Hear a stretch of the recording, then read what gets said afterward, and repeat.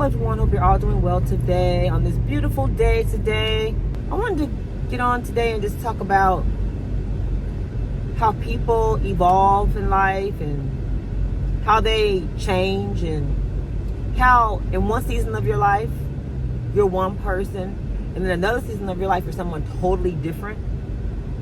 I think it's amazing how that is, so yeah, just noticing that when you're in your teens, you're still young and tender, and you're still learning things about life. You really don't really have a clue about life, when you're in your teenage years, trying to figure things out.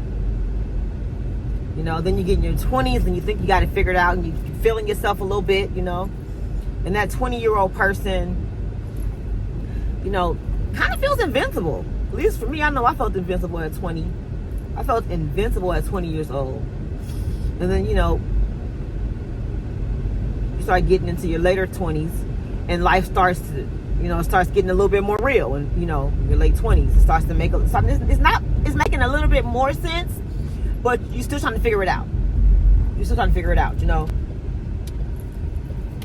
Then your 30s come, right? They call them the dirty 30s. And them 30s come, and that's when they get dirty. That's when most people should start learning more about life. You start learning about the dirty parts of life. But keep it light, because I don't want to get too heavy. And some people are just now getting introduced to their spiritual side in their 30s.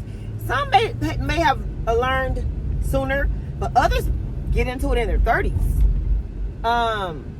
Yeah, I know for me, I wore rose-colored glasses for a long time. I was trying to ignore the spiritual world. I didn't want nothing to do with it. I didn't want nothing to do with church. None of that. I didn't want nothing to do with it.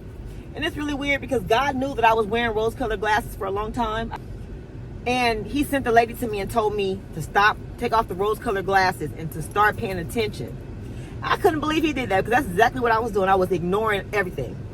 I just didn't want to deal with nothing that had to do with church and nothing that had to do with spiritual stuff. I just didn't want to do with it. That was the 30s. So just looking back, and just looking at how you evolve in life, and you go through different phases of life, and then you go through different hardships, which bring in wisdom. And I think it's amazing how God works. And the way he's working with me now, here in my big old age, which I'm not going to tell y'all, but the Lord talks a lot.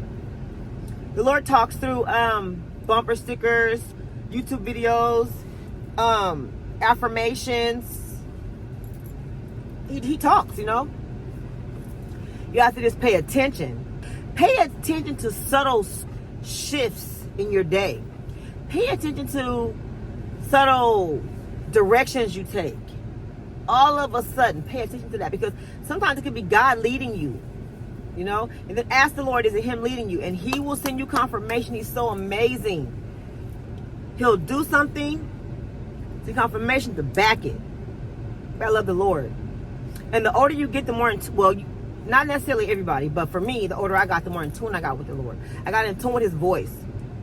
And he always sent me affirmation. He always gave affirmation through the mouths of, sometimes it's one or more or two or more, but for me it's been one or more, or it's the word. I'll get the affirmation through either one mouth and the word. His word will say it.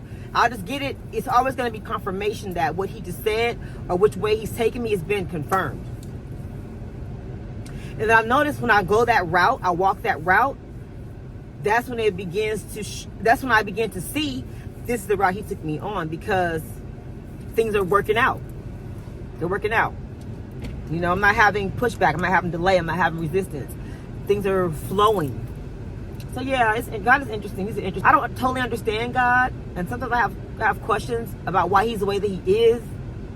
And I talk to God like I talk to my best friend. I just be talking to him. But I'm learning that he's very, very, he's not even intelligent. He's like brilliant, He's so brilliant. The way he uses a human brain, and the way he talks to us, and the way he created us, he uses to talk to us with, he's just amazing.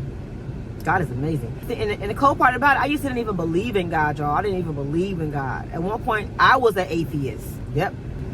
I didn't want to hear nothing about God. I didn't believe in God. I was an atheist when I was younger. I didn't believe in God at all. And that was because I used to just look at things like just checking out the town, and I was just wondering, why is it so many homeless people? And why is, actually, I take that back, because it wasn't homeless people back then. Back then, it was just a lot of I guess it was like bums. The world was just bad. And I was like, why would a loving God let this world be like this? As a 19-year-old, I didn't understand that. I don't even understand to this day, honestly. But I didn't understand that, I didn't understand that part. I looked at God as being loving and everything. So, I don't know. I don't want to go too far off point, but I was an atheist at one point and I didn't believe in God. But thank God I have evolved past that mindset. I had an experience with God. I have more than one encounter with God. I have more than one. He would reveal himself layer by layer. And I even told my kids when I had the last encounter, I told my kids about it. And all the dreams that I would have. I told my sister too. And he started revealing himself to me, And for me, that happened in my 30s. So it's amazing how you can evolve. At one point you can be an atheist, and another part of your life you can find God. He will reveal himself to you. And I'm not giving no shades toward nobody who don't believe in God. You're on the path that you're on, and if you don't believe in God, I respect that. But if you want to believe in God, or you want to get to know God, ask him to show himself to you. Ask God to, if you're really there, reveal yourself. Show me you're really here. Give me a sign. And be patient and wait on that sign, and God will reveal himself to you. He will do it. Trust me, he will. It may take some time. It may take some years. It just depends on your heart, the condition of your heart. But he will reveal himself. You have to just ask for a sensitive ear to hear and an eye to see. And he will do it. Trust me. But anyway, just want to talk about evolving and, how life is, how it changes, and you grow up and you start seeing life this way, that way. I would say at the end of the day, pray that God don't change your heart. That no matter what happens to you in life, you don't change your heart. You don't get a bitter, mean, evil heart. If you have that heart, he give you a new heart. Pray for a new heart. Because if your heart messed up, you're going to have a tough life. Ask God to give you a new heart if it's already hard. If it's not hard, protect your heart. Guard your heart. Guard your heart with all your heart. Guard your heart with all your heart. Yes, I didn't want much. Hope to help someone. I'll be back on later for another encouraging word.